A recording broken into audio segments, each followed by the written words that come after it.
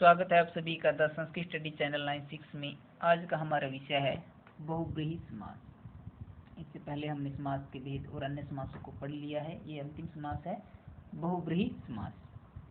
किसे कहते हैं बहुब्रीहि समास? इस समास में न तो पूर्व पद प्रधान होता है और न उत्तर पद प्रधान होता है, बल्कि कोई अन्य पद ही प्रधान होता है। क्या कहते हैं कि दोनों पदों के अर्थों को छोड़कर कोई अन्य अर्थ प्रधान होता है। यहाँ दोनों पद मिलकर अन्य पद के विशेषण बन जाते हैं। कहने का अर्थ क्या है? जैसे कि अव्ययभावी समास में आपने पढ़ा था कि पूर्व पद प्रधान होता है, तत्पुरुष समास में पढ़ा था आपने उत्तर पद प्रधान होता है। लेकिन बहुब्रीहि समास में न तो पूर्व पद प्रधान होगा न ही उत्तर पद प्रधान होगा, कोई अन्य ही पद प्रधान होगा। और इसमें क्या होता है, समास विग्रह करते समय यत् का प्रयोग किया जाता है। प्रयोग होता है अर्थ के अनुसार। यह एक शब्द रूप है जिसका अर्थ है जो, जिसकी षष्ठी तृतीय पंचमी विभक्ति का प्रयोग होगा वो भी अर्थ के अनुसार होगा। उदाहरण से हमारी बात स्पष्ट हो जाएगी बहुब्रीहि समास किसे कहते हैं। जैसे समास विग्रह दिया है पीतम अम्बरम यस्य सह। जो सह है वो पुल्लिंग में है, तो जो समस्त पद बनेगा वो भी हमेशा पुल्लिंग में ही बनेगा। जैसे सब यहाँ पर पुल्लिंग है तो समस्त पद भी पुल्लिंग में बनेगा। और जो पीत और अंबर दो शब्द थे, पीत प्लस अंबर को मिला देने से पीताम्बरः ऐसा समस्त पद बन गया। तो पीला वस्त्र, पीले हैं जिसके वस्त्र, कौन है? भगवान विष्णु की। यहाँ पर आप देख सकते हो न तो पीत पद की प्रधानता है, न ही अंबर की, न तो पूर्व पद प्रधान है, न ही उत्तर पद प्रधान है, बल्कि कोई अन्य ही पद प्रधान है, वो है विष्णु। की बहुब्रीहि समास में न तो पूर्व पद की प्रधानता है न ही उत्तर पद, बल्कि कोई अन्य ही पद प्रधान हो रहा है, वो है विष्णु। यह पीले हैं वस्त्र जिनके, कौन है? भगवान विष्णु। अब अन्य पद का अर्थ प्रधान कैसे हुआ? जैसे यस्य सह पुल्लिंग, यह जो शब्द रूप है इसके जब रूप चलते हैं तो यह यौ ये, यहाँ पर मेन से शब्द रूप लिखे हुए हैं। जैसे पुल्लिंग में अगर आए तो यस्य सह, यस्य का अर्थ क्या होता है? यस्य सह जिसका, षष्ठी विभक्ति में, षष्ठी विभक्ति एक वचन में। अगर स्त्रीलिंग है तो यस्य सा, और यस्य तत् नपुंसकलिंग में। और यस्मात् जिससे, येन तृतीय विभक्ति में, ये यस्मिन। इस प्रकार अलग अलग विभक्तियों में दिए गए हैं।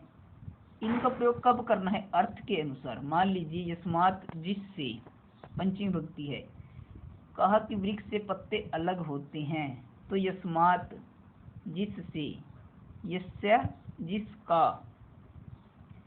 और कर्ण के लिए क्या आएगा? कर्ता ने कर्म को कर्ण से, आपने ये सब पढ़ा होगा तो इनको अच्छी तरह से याद करना है। कर्ता ने कर्म को कर्ण से ने से के द्वारा संप्रदान के लिए अपदान से जुदा संबंध का के की अधिकरण में पर। तो उसी प्रकार यहाँ पर यह जो शब्द रूप चलेगा य यौ ये यम यौ यान, ठीक है ना। तो उसी प्रकार तृतीय विभक्ति पंचमी विभक्ति षष्ठी विभक्ति में इनके रूप चलेंगे और प्रयोग होंगे। उसके बाद देख लेते हैं, इसके मुख्य रूप से दो भेद हैं, समानाधिकरण बहुब्रीहि, व्यधिकरण बहुब्रीहि। अब आपने समझ लिया कि बहुब्रीहि समास क्या है, जिसमें पूर्व पद न प्रधान है न ही उत्तर पद, बल्कि अन्य ही पद प्रधान है। फिर कहा जो यत् है, यत् का प्रयोग होता है वो कैसे होगा? अर्थ के अनुसार होगा। जैसे अर्थ निकल रहा होगा, जैसे कि यस्य मैंने जिसका, यस्मात् जिससे। कहते समानाधिकरण बहुब्रीहि समास क्या है? इसमें पूर्व पद तथा उत्तर पद दोनों में समान विभक्ति एवं समान वचन होते हैं। समान विभक्ति और समान वचन होते हैं, उसे समानाधिकरण बहुब्रीहि कहते हैं। पीतम दुग्धम येन से, अब हमारे पास समास विग्रह दिया हुआ था पीतम दुग्धम।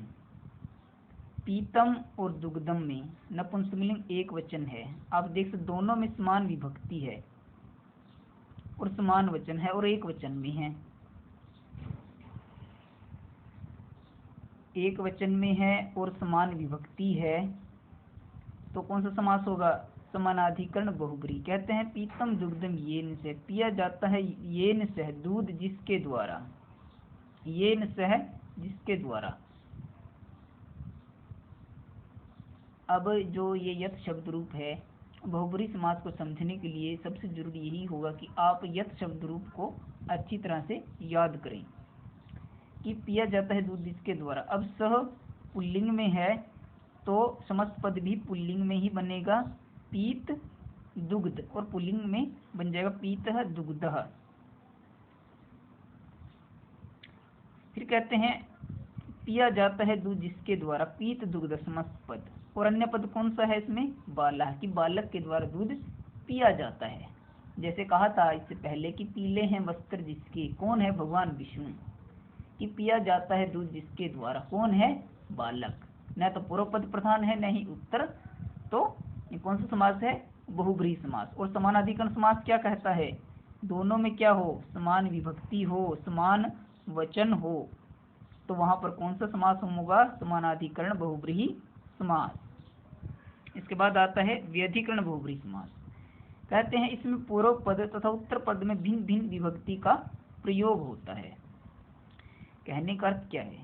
चंद्रशेखर यस्य से, समास विग्रह क्या है? चंद्रशेखर यस्य से।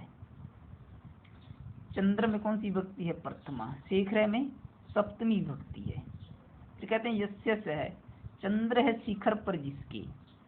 अब दोनों जो पद हैं उनमें अलग अलग विभक्तियां हैं, दोनों पदों में अलग अलग विभक्तियां हैं, तो कौन सा समास है?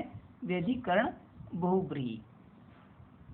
और समस्त क्या पद क्या बनेगा? पुल्लिंग में बनेगा चंद्रशेखरः।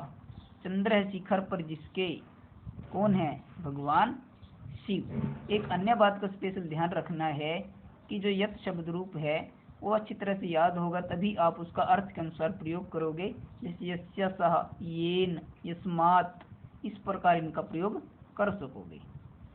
तो इस प्रकार आज हमने बहुब्रीहि समास को पढ़ा। व्यधिकरण समास क्या है? जिसमें पूर्व पद और उत्तर पद में भिन्न भिन्न विभक्तियों का प्रयोग होगा।